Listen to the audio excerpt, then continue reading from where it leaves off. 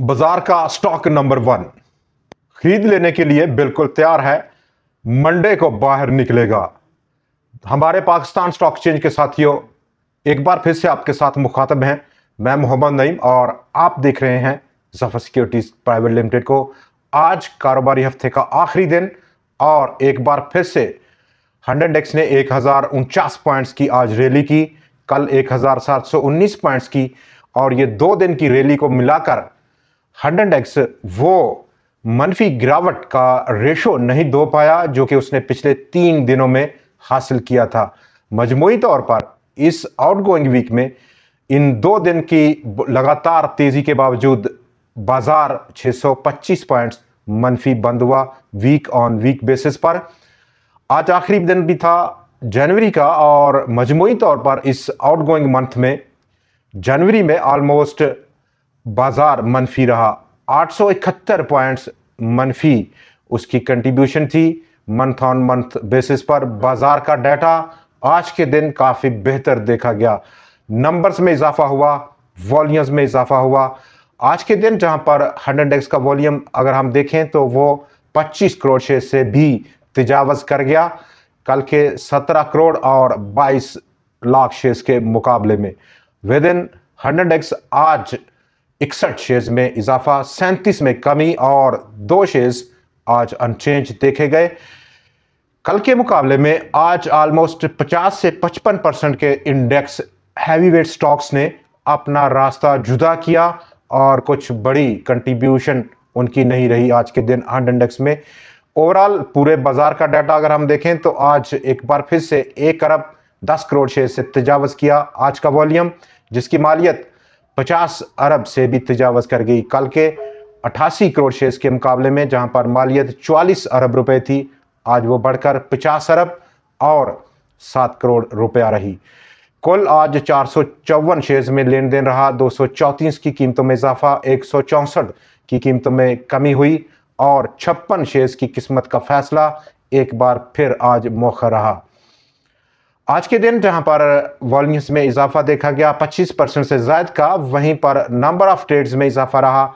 4,19,191 total number of trades थी कल के 3,65,000 के मुकाबले में।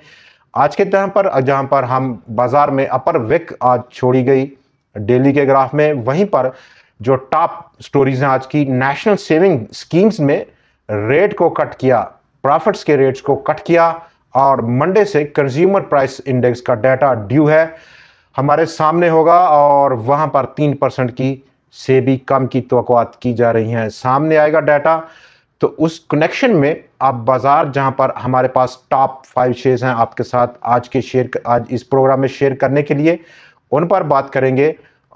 फिल वक्त आज का गिरावट नेशनल सेविंग स्कीम की रेट्स को कम करने की बहुत बड़ा नेगेटिव इफेक्ट उसका बैंक्स पर नहीं देखा गया, चूंकि इन रेट्स का कट करना डायरेक्टली इफेक्ट करता है बैंक्स की स्टॉक प्राइसेस को। लेकिन आज के दिन जहां पर यूबीएल टॉप कंट्रीब्यूटर रहा, 18 रुपये 55 पैसे शेयर की प्राइस आज बढ़ी और एक नए ऑल टाइम हाई 400 रुपये से ऊपर 410 रुपये 21 पैसे पर पहुंचा। 294 पॉइंट्स उसने ऐड किए आज के दिन इंडेक्स की मजमूई 1049 पॉइंट्स की रैली में। लकी सीमेंट ने भरपूर तावन किया 191 पॉइंट्स की कंट्रीब्यूशन के साथ।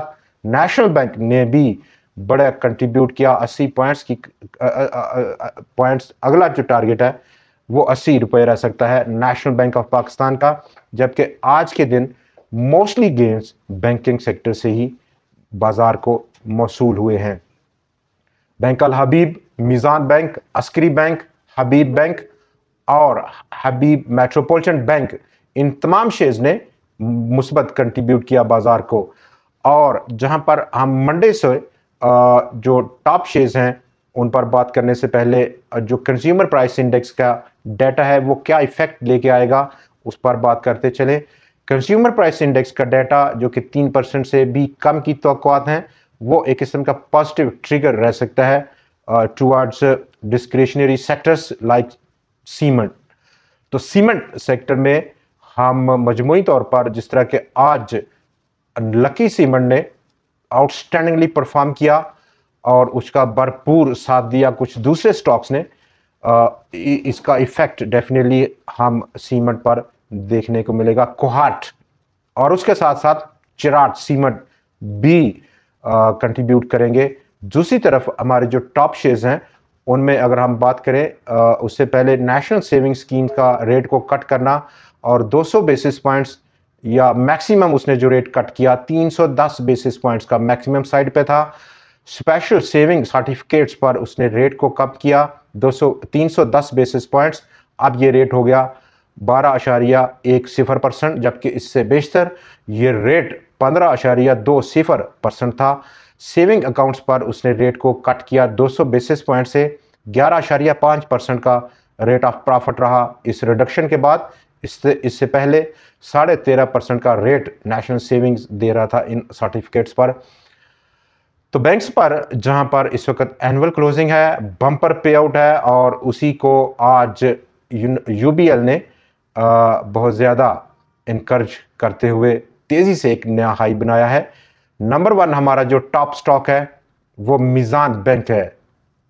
उससे पहले भी हमने इस पर बात कर रखी है, लेकिन इस वक्त पूरी तैयारी के साथ खड़ा है स्टॉक और मंडे से निकलेगा।